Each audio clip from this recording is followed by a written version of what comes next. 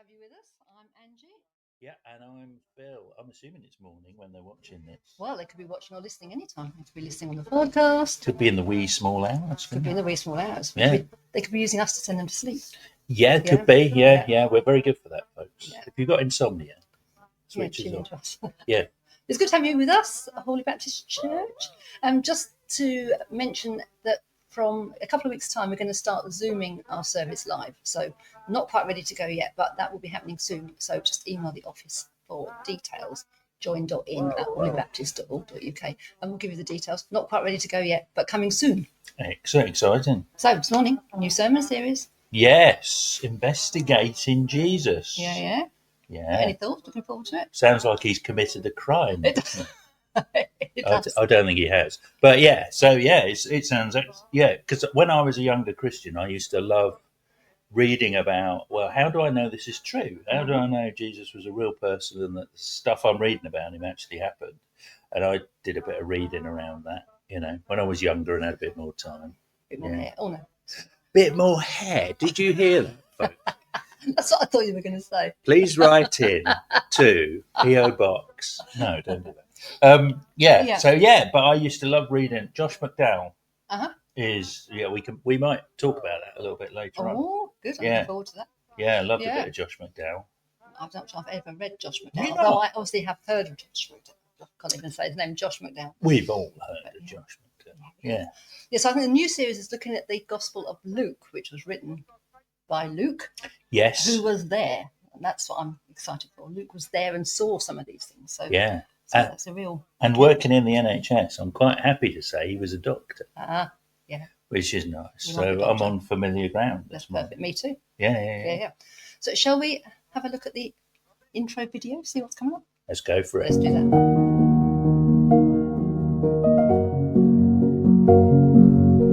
How did a movement sparked by a first century day labourer, rejected, crucified, go on to shape the world?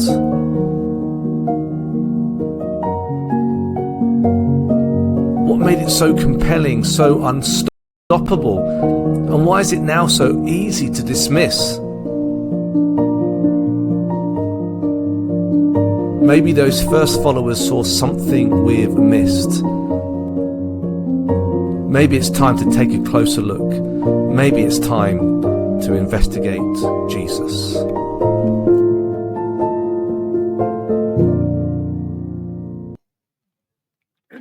And many of you know that I grew up in India. My dad was a missionary doctor in India. And the school I went to in India was an American curriculum school. So the big sport in that particular school was basketball. And if I may say so, I was pretty good at it. But it was always my ambition that I would make the school team. It was a big thing. They had their own stuff and we played all sorts of games. And it was my ambition to make it. But when I was about 15 or 16, I was in my year group team. I was 15 or 16. I think it was the equivalent of year 11. We challenged the year above us, who were the equivalent of lower sixth, to a game of basketball. We thought we had a pretty good team, and they certainly had a good team. They provided most of the team for the school team, not all of them. We had a couple in there as well. I didn't make it till the following year. But we challenged them to a game, and we won.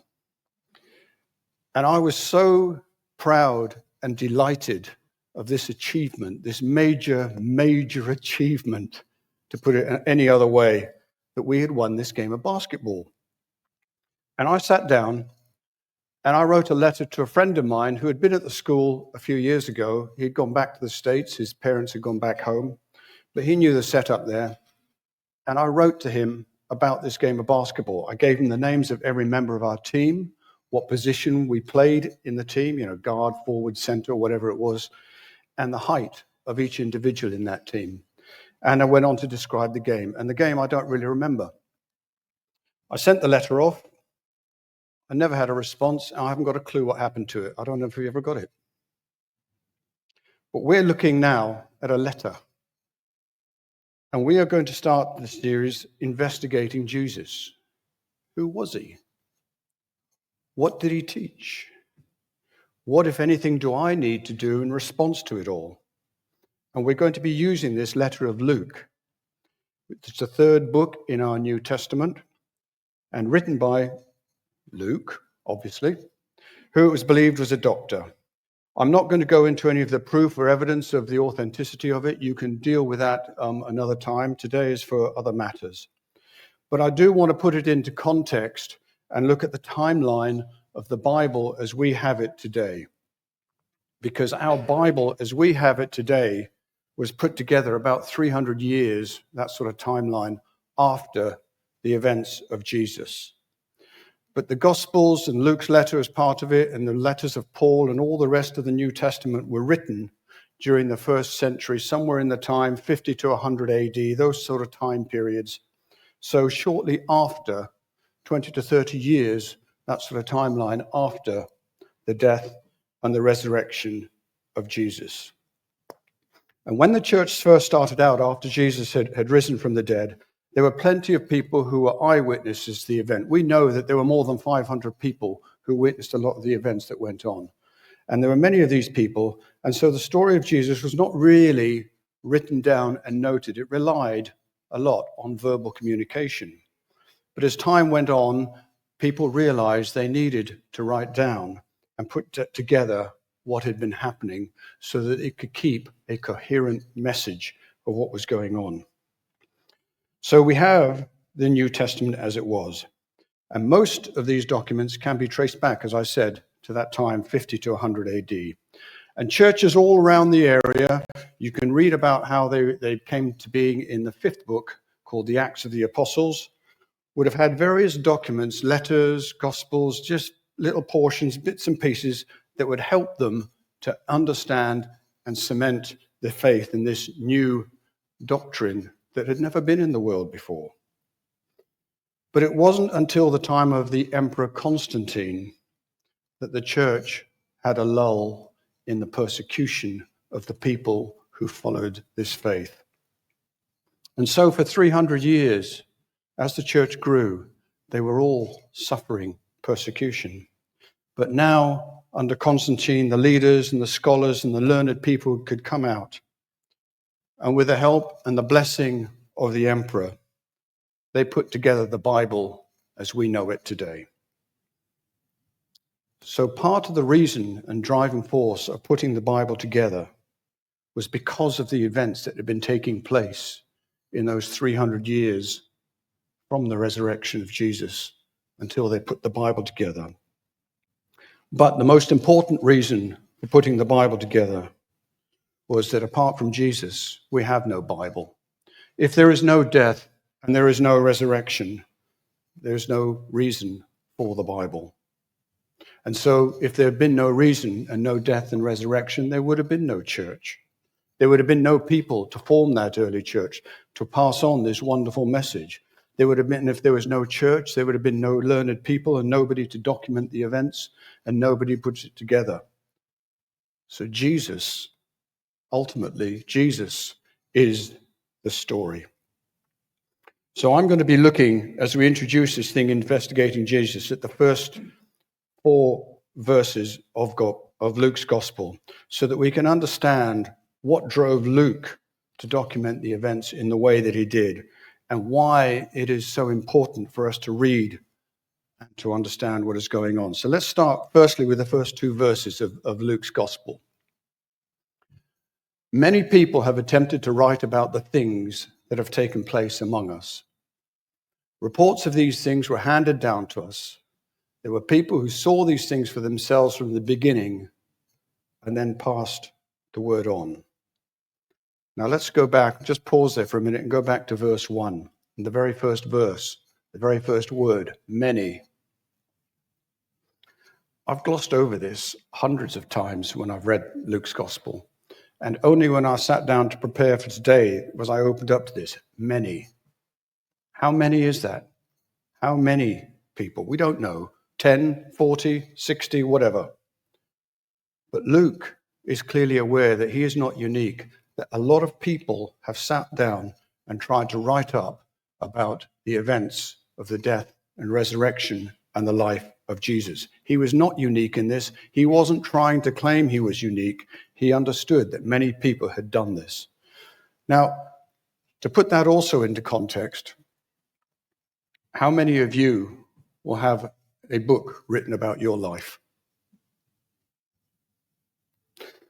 And I know that in today's market, there are plenty of people who get books written about them. We get footballers who have books written about their life autobiography before they hit the age of 30 and things like that. And I know that goes on. But in the first century, as far as I could find out, there is only one person who has had a story written about their life. And that was Herod the Great, and written by Josephus. And all the other people that we read about, they've been cobbling documents together to get you an understanding of what happened. But the only other person was Jesus. And he didn't have one person writing about him. He had many people writing about him. Many of them. There's something important. So a lot of people were driven to doing this. He understood, and Luke was one of them, understood that he had to document these extraordinary events that had taken place, that these needed to be written down and documented. And it is vital, because although he may not have understood that, the implications of what he wrote, the implications were there for generations to come. And we now, just over 2,000 years later, are benefiting from his effort. So let's go to verse 2.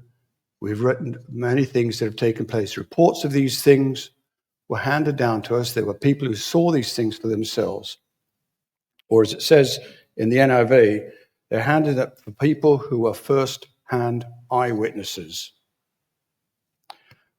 Now, if you read the book of Acts, which is the 5th book in our Bible, in the New Testament, Luke himself traveled extensively with a guy called Paul. Paul, who wrote a good lot of the New Testament and started out by wandering around, well, not just wandering, he was actually traveling around Asia Minor and various places, planting churches, bringing people to faith, planting churches, and moving on. And he did extensive travel. And Luke traveled with him a good lot. He also knew the disciples of Jesus, Peter and John, who were the close disciples to Jesus. He also knew James, the brother of Jesus. And he knew these people who had lived with and seen what Jesus had done. So we have a link that when Luke is writing, he is drawing on eyewitness accounts along with other documents to write down everything that had happened. And he sets out to do it in an orderly fashion. And he's keen that he starts this at the very beginning. There were people who saw these things from the beginning and then passed the word on. And so Luke is the only one in the Gospels who starts with the birth of John the Baptist. And he goes right back there to this important man who proclaimed the way of Jesus as he went on. Now let's move on to verse 3. I myself have carefully looked into everything from the beginning. So it seemed good also to me to write down an orderly report of exactly what happened.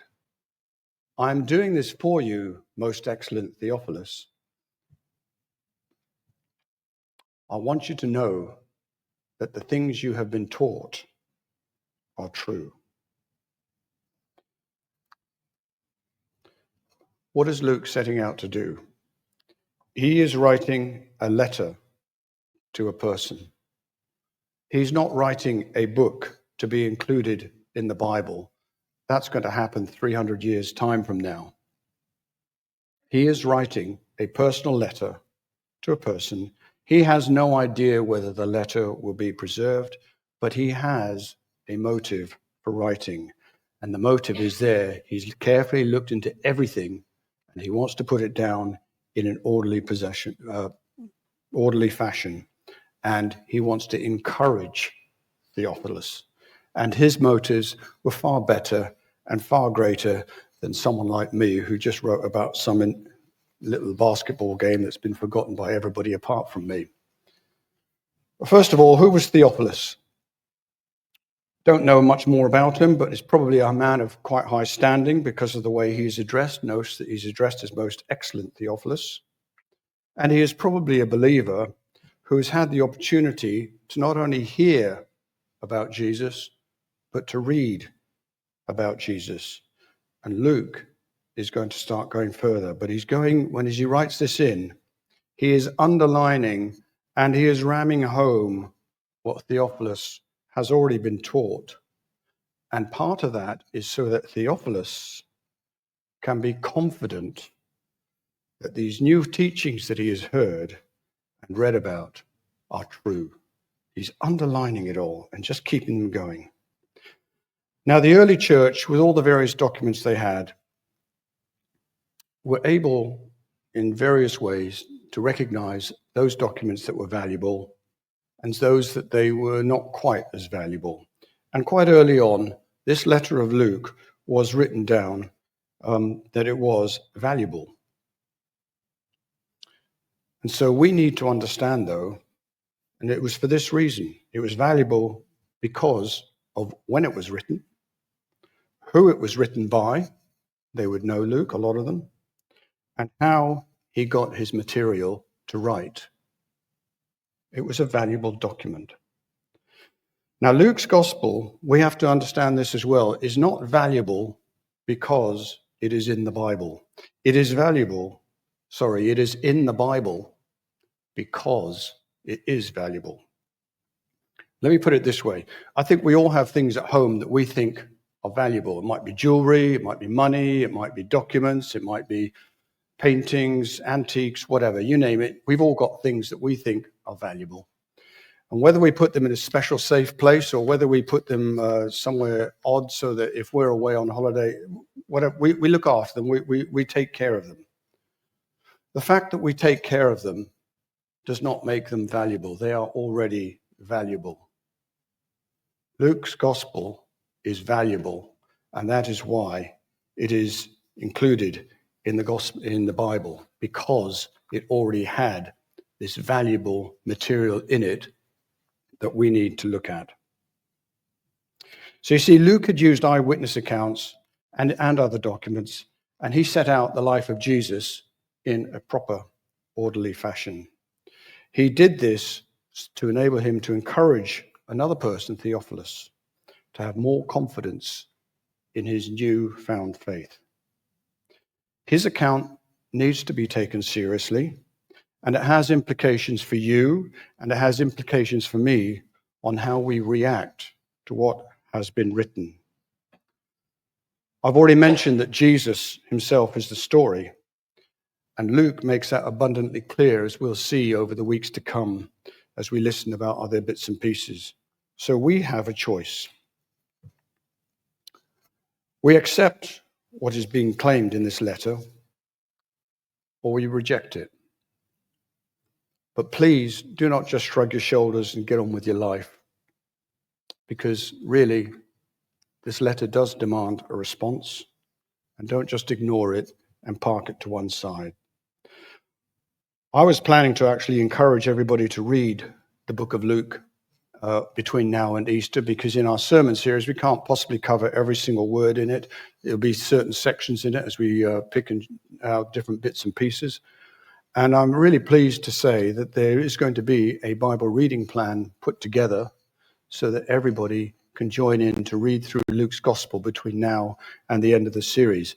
And I believe that if you scan the QR code, that you will be able to see and get the details of how to read on the daily reading plan. I would encourage all of you to do it. I myself will be doing it. I am actually just, it's a different matter. I am actually just coming to the end of Luke, having read it, but I'm quite happy to go back and start again. So here are now some questions for your thought.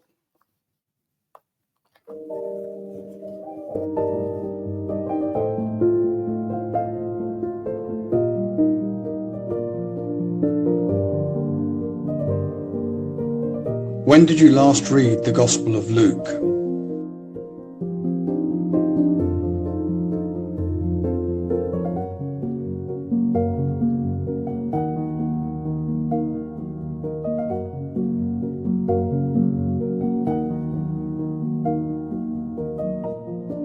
Are you willing to believe what is written in this letter?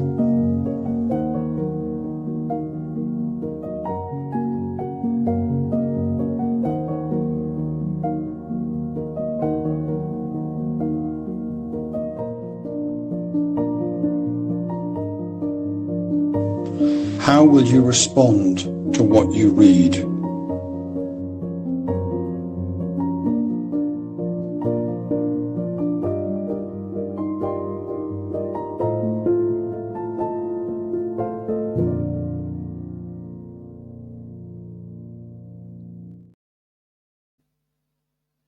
Wow, thank you, Andy. Yeah, very good. Yeah. So yeah, it's interesting, isn't it? It's about that foundation of our faith. And a lot of people say the foundation of faith is a book. Actually, it's a person. Yes, I started off in the beginning by saying Jesus is the story, and I quite like that. Yeah. It's quite.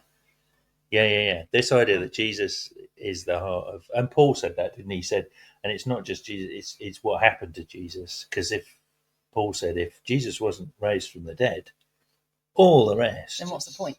Yeah, all the Yeah. rest is rubbish. Yeah. Because it means nothing. It's just another guy who died on a Roman cross because they didn't like him. And, it's why would that make an impact on our lives today? Yeah. And the fact that we're sitting here today is evidence that something happened. Yeah, 'Cause absolutely. why would we be sat here 2,000 years later? No, if he was just another man, Us and 2 billion people on the planet. Yeah. Something happened, something. which is amazing, really, Oh. isn't it? Yeah, and I guess the fact that Luke wrote it down is testament to Yeah. how amazing and dramatic it was. Yeah. So, Yeah. so Andy was talking about the credibility of Luke, wasn't he? And the fact that Luke's actually in our gospel because it was written at the time, it was considered to be a treasure. Yeah, it was very important. And I think that's one thing we get wrong, isn't it? We think the Bible was written at the time it was put together. The Bible wasn't written at the time it was put together. The Bible was already in existence. It was just in bits, Yeah. really. Yeah. And it had been circulated. It was already accepted by the people because it was already being used. Mhm. But it wasn't collected together until sort of that council when Constantine, who was the first emperor who ever became Christian. And when was that ish? Oh, now you're asking. Sorry, Phil. I know. I think it was 300 and something. I think it was Okay. 320s, Okay. 320 Okay. AD. So, yeah. But yeah. it was written. Well, Luke was a contemporary of Jesus, so if Luke Yeah. wrote it, it was written very soon after this. Yeah, we don't know whether he ever met Jesus or whether he was a disciple who came to faith after that. Okay. But most scholars believe that the Gospels, Matthew, Mark, Luke, definitely Matthew, Mark, and Luke.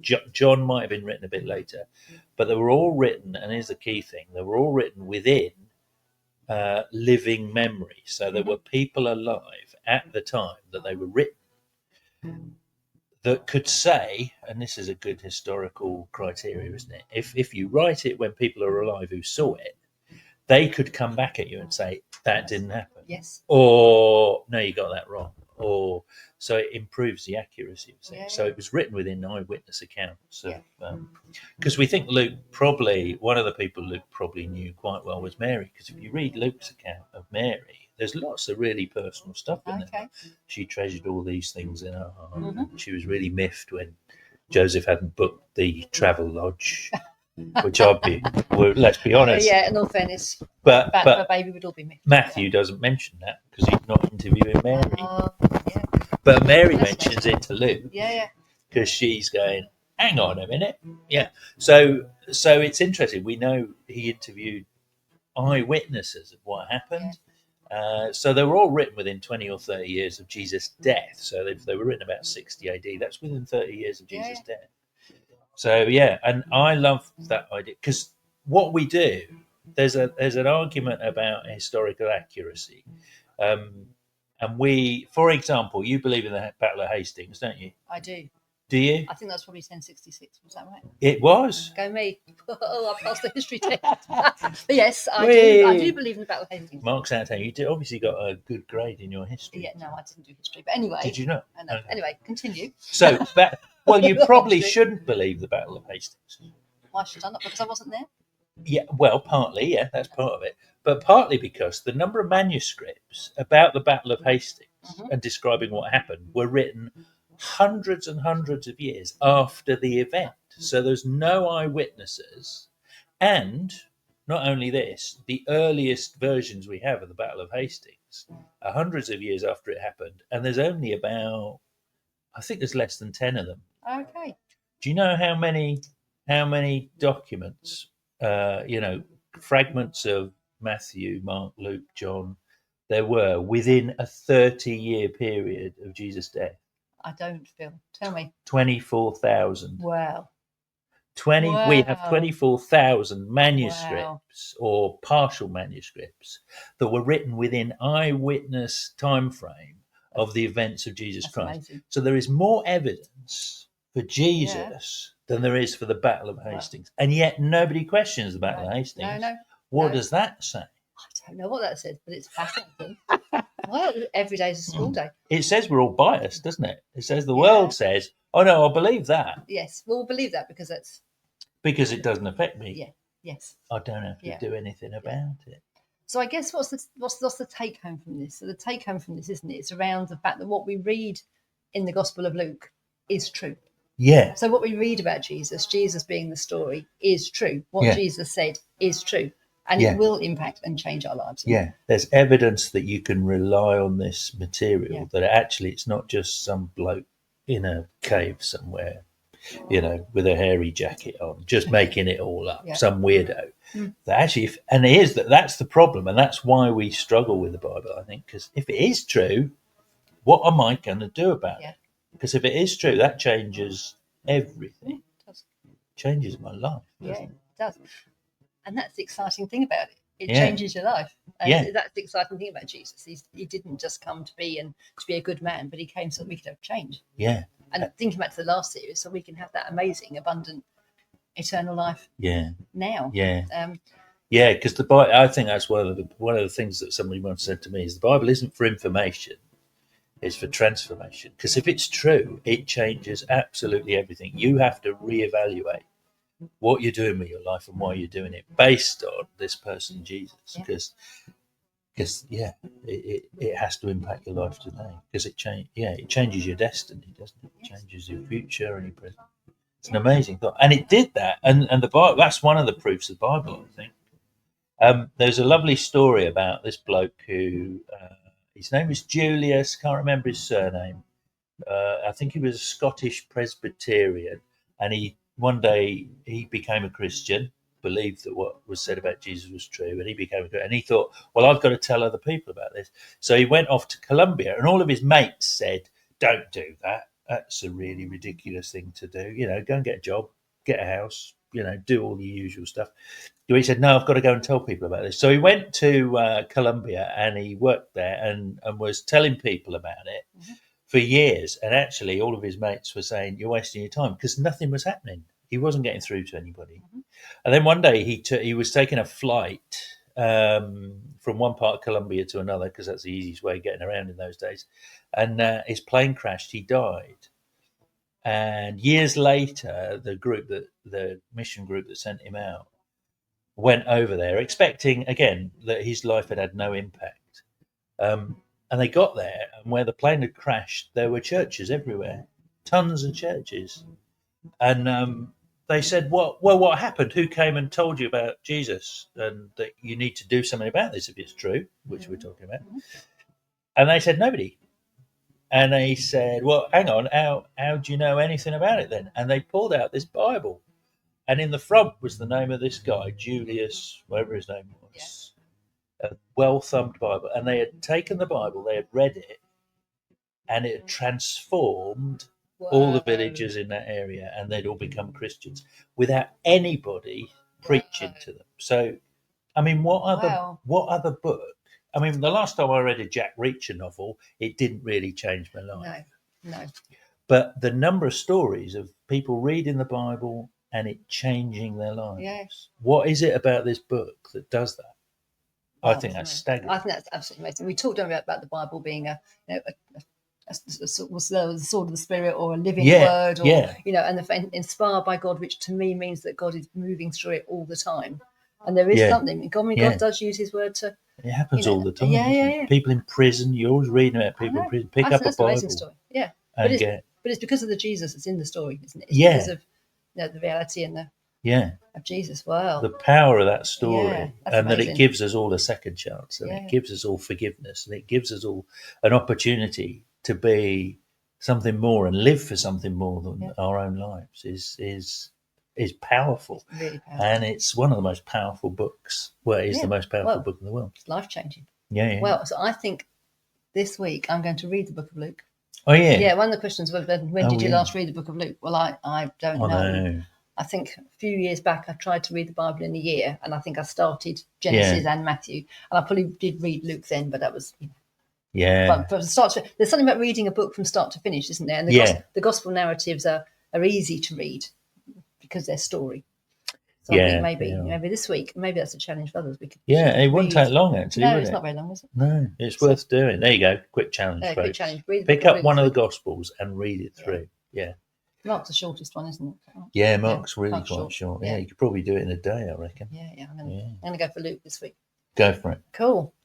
Any more take homes? Sounds good. Are we No, time I to just, go? Yeah. I think it's just, I just wish we treated the Bible like we treat every other historical event, because there's more evidence. The Bible is more credible in terms of historical accuracy than a lot of other stuff. Yeah. Could talk about the Pool of Bethesda and stuff like that. Do you know about that one? No, go on then. All One right. more, then Pool of we'll go. Bethesda. Because one of the proofs that the Bible is accurate is that it actually documents stuff that nobody else has found, and then they find it. And the Pool of Bethesda, which is a pool in Jerusalem that people used to use when people were sick, they used to jump in it, thinking that an angel had stirred the waters and that you get miraculously healed. And the Pool of Bethesda is mentioned in the Bible in one of the Gospels. And all the historians, up until about 50, 60 years ago, said it doesn't exist. It's not there. It's rubbish. It's talking about something that it's not accurate, they said. And then they found it. They found the Pool of Bethesda. Wow. So, it's been, and there's other stuff about reading texts about Pontius Pilate. There were questions about him being the governor of Judea and all this sort of stuff. Turns out they find historical evidence proving that he was. So the Bible said it first, then his archaeology caught up. Wow, amazing. And there's tons of that. There's tons of that. Yeah. So there you go, folks. There you go. It's not just a theological book or a book of nice ideas. It's accurate. Yeah. Yeah, go read it. Be Mm. changed. Yeah. Right, I think we're going to sign off. Yeah, we better do, haven't we? Yeah, so if you've enjoyed today, do like us, follow us on YouTube, do share it with your friends, and you can catch all our sermons or our podcasts on YouTube or wherever you get your podcasts. Yeah, lovely. And look forward to seeing you next time. Yeah, will do. Keep tuning into the series. In fact, in 2 weeks' time, Phil's actually speaking, aren't you? I am. Yeah, so you've enjoyed Phil's little nuggets this morning. 2 weeks' time, there'll be more nuggets. more. Yeah. Sounds like a breakfast cereal. There you go. Anyway, Excellent. thanks for being with us and take care. Yeah, have a good one.